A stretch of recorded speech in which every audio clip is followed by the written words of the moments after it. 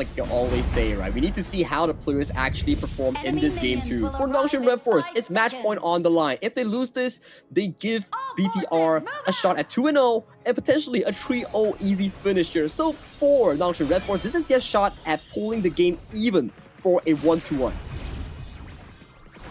Ladies and gentlemen, let's jump directly into this next game. It's going to be Nongshim RedForce again on the blue side, and it's going to be from Vitality on the red. The Shinehok against the Taji in the mid lane. That's going to be a very interesting matchup, because the Mai in the 1v1s might not have that big advantage on that clearing of the wave. Yep, both are quite subpar in terms of wave clear here. We see bottom side between Lanfeng Siri and also F1. They're playing super aggressive, and BTR's dual lane does secure that Firehawk in towards that bottom side. If we understand that both of those mid laners are going to be very subpar in terms of wave clearance, right? Does that say that there's not going to be much mobility coming in here, and then the tempo might just slow down a bit? But stop for a moment though. Zankyu comes in with the mirror domain here, catches onto multiple members here. The damage is insufficient here. Haku still level 3 on that Augurin here, yet to reach level 4, unlocks the ultimate right now. But early game damage not the most coming in from the BTR side. I'm telling you, man, like that ulti right over there is just like a show of strength, not actually lethal. He knows he doesn't have the damage. See the keys, Sagi. Talk to me. What are they? Via Storm, F1RE, and Storm as the back here. So drop it into what's that community tab, the CD key, and Wildfire once again with also 1 instead of the I here, forcing Namu's flash with that aggressive charge coming in from F1. That's going to be an important spell going into that 4th minute mark. Now that he's not going to be available, now that he's going to be on cooldown, it's going to be really difficult for them. Look at that illusion one more time. Flash engage on suicide gem here, brings it back into the mouths of BTR. Siri, that's a bit, I would say, overeager. He was baited by the minions, and he wanted to go back to pick up the farm, but gets punished by the double engage coming in from Genmib and F1. He got minion baited right there. Look at that tracker one more time. It's gonna be the mirror domain. Just to clear up the minions here, softening up the process, getting the farm, making sure that everything falls in line here. Early game Jing just needs to get more farm, get the level 8, get the Axe of Torment, and then you will see a sudden burst of damage coming in from this hero here. But thanks to that play just now, already a 1,000 gold lead going into the hands of BTR. And that's good. And when you start thinking about like where is that 1,000 gold lead going to, it is very clear that it's just evenly distributed among them. The Trichard deciding to go with the Spark Forge Dagger as the first main item for Lanfeng. Once you get the Spark Forge Dagger on towards the Trichard, that's the first item power spike coming in for this new pick coming into the farm lane here. She's really strong when she starts pacing into that first and second item power spike. First power spike comes into the laning phase when you get the Spark Force Dagger, and then second power spike comes in when you get that Doomsday. Once you get those 2 items, she jumps in and starts whacking you with those Grandmaster arms. And the way that it looks like, right? Like it's just so fast. It's really like a lot of damage coming in a very quick fashion. Look at that rotation. It's gonna be a 4v1 against that one. Yeah, Bao not the one enjoying that take there. 4 people, immediately Illusion flashes in, drops the charm, and he's there just to be fallen down to the ground. But yeah, based on this play so far, it's a trade between towers, but BTR still get the added advantage of getting this tyrant. I'm gonna say that just losing that Guan Yu, but being able to take the turret exchange and the tyrant, I wouldn't say that is not that painful of a loss. It's actually pretty okay. It sounds like a 2 for 2, right? Tyrant for a kill, tower for tower. So it's pretty good coming in from Nongshim RedForce. Very proactive in capitalizing the timer here. They know 4 minutes, we don't want to fight, we want to capitalize on a numbers disadvantage on towards the top side. Hence the catch on towards Val, really reasonable. Oh, look at that.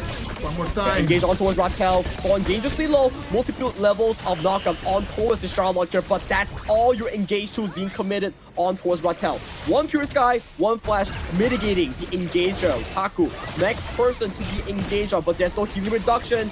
The ultimate, stamping on towards Lanfeng, has to use the Flash. That is a very aggressive play coming in towards the side of Nongshim RedForce, and Zankyu goes in, finds the Miracle Maid, assassinates Nongshim RedForce illusion here. Haku in the midst of 4 people here, but I like the play coming in by Bigetron by Vitality, stalling Haku in towards the bottom side so Zankyu and Ball can get that mid Q1. They did not want to go and get the kills. The kills were completely secondary for them. What they actually wanted was that mid lane turret. That mid lane turret opens opportunities. It opens the map in only 5 minutes and 50 seconds of the game.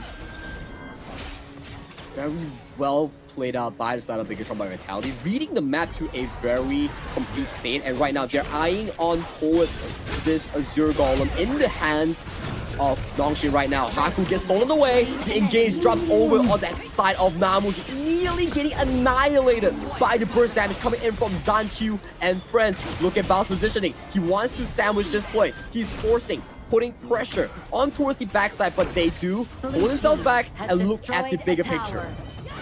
Look at the bigger picture, because just taking that tier 2 turret in there might have been too risky. They decide to make the rotation and go for the tier 2 in the mid lane instead.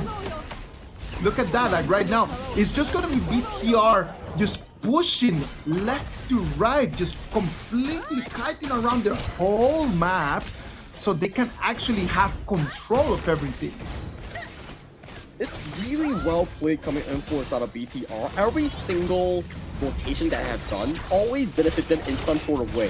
Towards the bottom side, we saw how they got the kill on towards the members like Illusion, and then the mid tower. Towards the top side, additional kill on towards Namu's Diadea, and then the Azure Golem. And right now, they are stalling Rattel, they're stalling Namu and Illusion, making sure that they need to put so much members in, and that's what Rattel's Flash already committed to go for the kill here. Bao finds the push, but the heal coming in is so damn crucial coming in for the side of Nongshim RedForce. A lot of damage on towards Zankyu, has the Purify, starts kiting in. Lanfeng jumps in with the Grandmaster's push, kiting already 2 members, slicing them down. Make that a tree before he falls down. Triple kill in towards the hands of BTR's marksman, making it a 3-for-1 special, the Lanfeng show. Lanfeng shows us that triple kill. Amazing performance by him. He was not able to run away with his life, but at the end of the day, a triple kill is always an amazing mark for any player. Congratulations to Lanfeng in that. Has destroyed Personally, a KSI4 rated player myself, I love the way that he played that and found the opportunity when all the spells were committed on towards Zankyu, on towards Bao. He knows it's go time and he jumps in straight to that back line. They just need to just have some sustain, right? As long as they're not being erased out of there because of Illusion strategy, they know that they can still fight back. They have amazing damage. They just need to really suck in some of the abilities coming in from Nongshim RedForce, and they can always counter attack. The counter abilities coming in from Bigetron by Vitality are top level. The execution, like you mentioned, is really top level right now. They're being man-marked in every single rotation here. Genmif spawning out Namu's position, forcing them to make a big rotation all the way back to the base right now. And that right now is going to be the Charlotte that is going to be spotted down. It's going to be Zankyu and Bao, the ones that they have eyes over there on Rattel. They're waiting for the 10th minute mark right now. Nongshim RedForce needs to stall time, needs to get the items on towards the Daji, on towards the Laurel Princess on the hands of Siri here. For BTR, it's just another walk in the park, wait for the 10 minute, and then they start pummeling the map with those shadow objectives. I would love to see what were the item choices for Illusion, right? Because I don't feel like he's got a lot of the damage that he would actually look like. Look, 2v1 one more time against Rattel. Yeah, Rattel being pushed all the way into the middle lane here of the bottom side here. Push once again, uses a flash, uses the pure sky, but gets punished for overextending in that bottom side here, top side here. Due to the fact that they have already shown men in towards the bottom, they have to give away that Azure Golem to the side of Nongshim. We're gonna make it to 10 minutes mark. Right now, it is a 4,500 gold advantage for BTR. Even if Nongshim RedForce would like to come and contest this Tyrant, do they even have the items and the gold to do that? I don't think they actually do here. They are going for a double objective here. Zankyu just stalling this Overlord, getting into his pockets here right now. For BTR, it's just about collecting buffs, healing up, and then with the double objective, they are ready to stampede that base of Nongshim RedForce this time. Double Dragon is going to be good news for Bigetron by Vitality. This might be the last push that they need in order to finish the game. We're gonna make it to the 11-minute mark. This might end up being another 13-minute game, same as the previous one. It is not looking good for the side of Nongshim RedForce. Everything is looking towards a BTR clean win if it goes right, because Overlords are marching down in all 3 lanes. First thing is to take out that top tier 2. It's gonna go down in one single hit, and they immediately engage towards that mid side here. First target to go down is Theory. Namu is to follow. Illusion not longing for the wall as Haku gets chipped down by the Arm Master on the side of Lanfeng. With the final snipe coming in from the Fatal Arrow, it will spell doom for the side of Nongshim RedForce in this game too. Congratulations to Bigetron by Vitality taking a 2-0 advantage.